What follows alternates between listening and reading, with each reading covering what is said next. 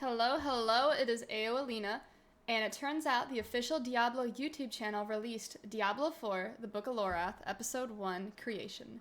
This is like their first take on the lore as a series, and we are going to do a reaction video to it because I am super obsessed with the story of the angels and the demons and who's the good guy, who's the bad guy. I want to dive into it. So let's watch this video together and let me know what you think.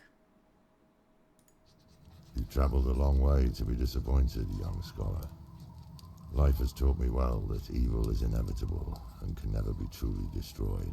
It can be banished, it can be thwarted, it can be driven back. Look at the Then art. For a time, men are weak. Evil is seductive. Isn't that the truth? And those who would do nothing in the face of malevolence are cowards. Amen. You seek a weapon against the darkness rising in Sanctuary. The only thing I can arm you with is knowledge. So when evil finds a foothold and flourishes once again, at least I can say it was not due to ignorance. So he's looking out for this For person he's telling untold the story eons, to. an eternal conflict has raged between the demonic hordes of the burning hells and the angelic host of the high heavens. Scholars have spilled gallons of ink and spent their eyesight in dim scriptoriums, writing and debating how these two factions began, and what came before them, before us. It is said the first being, Anu, was the sum of all things, good and evil, light and dark, physical and mystical, joy and sadness, the one. Anu wished to be free from the malignance of evil, and so separated and expelled the darkness within. But what is cast off does not simply disappear, and that darkness found its shape in the seven-headed dragon, Tathamet, the prime evil, who fought ceaselessly with Anu to their mutual destruction. So my first question, was Tathamet as strong as Anu, or was he just scary and intimidating and he was a challenge? Like, I'm already like, wait a minute, how powerful was this guy? It is said, when the remains of these two titans settled, I guess the comparable. universe as we know it came into existence. All the realms of the high heavens, the burning hells, and pandemonium. You notice how Tathamet's side of the tree, like the one right there, actually looks kind of bigger than Anu's side? Almost like he appeared bigger and scarier than he really was. But they still seem to break even. Tathamet's blackened husk gave birth to the burning hells, and each of the seven heads transformed into the seven great evils, each with dominion over their own realm. The Seven three realms. most dominant of these inherited the title of prime evil, feeding off one another to maintain dominion and rule over the legions of the burning hells. There was Mephisto, lord of hatred, intelligent and cunning, father of Lucian and Lilith, the mother of Sanctuary. Huh. So Mephisto wasn't all big and intimidating. He was all about using his intelligence and whatnot. And Lucian... Huh. I love the way they did the art here. I kind of want to compare it to all the lore books that we have. Baal, lord of destruction, corrupter of the world stone. Oh, he looks creepy. And Diablo, lord of terror. As Deckard Cain once wrote, You see how he's kind of like a stump on the tree? Like over here? Above his head, it's like all broken off. I wonder if that symbolizes anything. for as long as man fears the dark. And I'm new to the lore series, so like I'm pretty clueless going in here, so I am super excited to dive in and learn more based off this video and Diablo 4 and the lore books. I'm very eager to see how this progresses. Diablo will remain the most insidious and, I would argue, the most powerful of all the evils. But his piece is The like four broken lesser off. evils, no less dangerous to the people of Sanctuary, are not to be discounted on the basis of their title. Underestimating their capabilities and intentions is a sure path to our destruction. Belial, Lord of Lies, Ugh. uses poisonous untruths to create an ever darker, fractious world. Juriel, Lord of Pain, revels in the cacophonous screams of those in physical agony. Even demons are no stranger to his torment. Andariel, the Maiden of Anguish, is the counterpart of Duriel, whereas he delights in bodily torment. What are the origins of the names? Doriel and Andariel? Like, they're kind of similar names, and now I'm like, let me figure out the meaning of the names. How are they connected and why? Andariel derives pleasure from anguish of the mind and soul. Asmodan, the Lord of Sin, a clever manipulator and master of temptation, loves vice in all its forms, but revels most in the failures of others.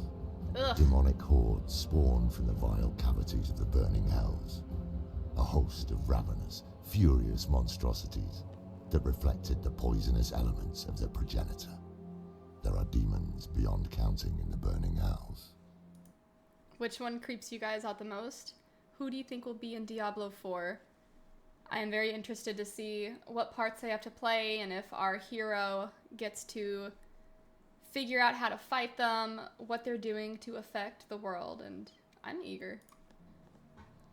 At the center of the high heavens lies the crystal arch, said to be formed of Anu's spine. When it vibrates in perfect harmony, an angel is created, embodying an aspect of what Anu had once been. The purest of these become archangels, and 5 rose above the rest to lead the host of the high heavens. 5 of them, huh? Imperius, Archangel of Valor, a brilliant tactician who commanded the warriors of heaven and led them into battle with hell. Wow. But whose pride has led to much destruction. Tyrael, Oh? former Archangel of Justice, who abandoned his rigid dedication to justice and took up the aspect of wisdom instead.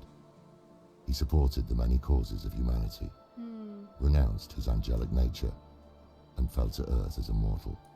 Did you notice how Imperius's tree branch in the bottom middle of the screen is kind of like broken off, while Tyrael's is connected to another one? Sanctuary would have fallen to darkness long ago without his aid. Oh! Inarius, Him and Lilith are creator of intertwined. Do you Sanctuary, guys see served that? under Tyrael, and was an advisor to the council until he rebelled. Okay. He was a good guy. The Archangel of Hope, who embodies the shining light of a bright future and sees the potential for good in all things, I love but that. who is no less a warrior than the others, dispatching those who spread despair and darkness. She is said to lead the chorus of the high heavens in harmony. Ooh, that gave me chills. It's beautiful. The Archangel of Fate, who comprehends the tangled web of fate and time, though the future of humanity remains obscure to him, unseeable, because we are not of the natural order of creation. Malthael, the former Archangel of Wisdom, who fell to darkness and brought ruin to Sanctuary when he abandoned the aspect of wisdom and took up the aspect of death. I encountered He him was in once 3, long right? ago, and barely escaped with my life. Few who met him after his transformation survived. Oh. After all, no one can stop death. These 5 archangels formed the Angiras Council and ruled heaven in harmony until Malthael abandoned heaven. The council fell to confusion and dissension. Their unity diminished. Oh, that's terrifying. Alongside heaven and hell, there is a 3rd realm, and this is where our next story begins and ends.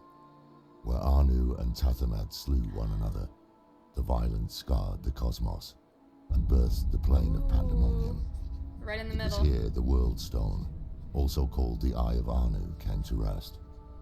A mountain-sized artifact of infinite power that embodied the endless cycles of birth and death, destruction and creation. Desire to control its infinite power fueled the eternal conflict, until Inarius and Lilith stole it, and used it to create Sanctuary. I want to know their motives. What was Lilith's motive? The hour Inarius' grows late. motive?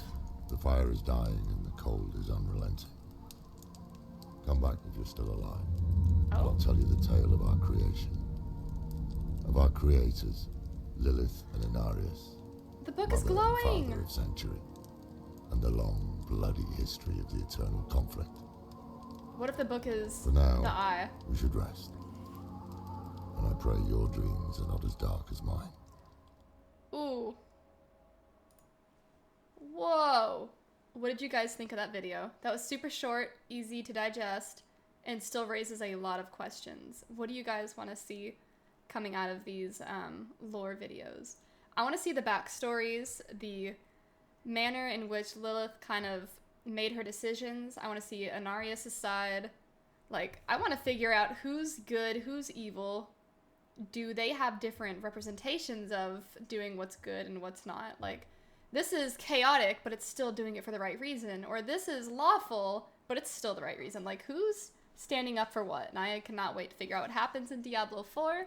And I plan on reacting to more of their lore videos as they are released. So thank you for standing around or hanging around to watch. And I'll see you guys next time. Thank you.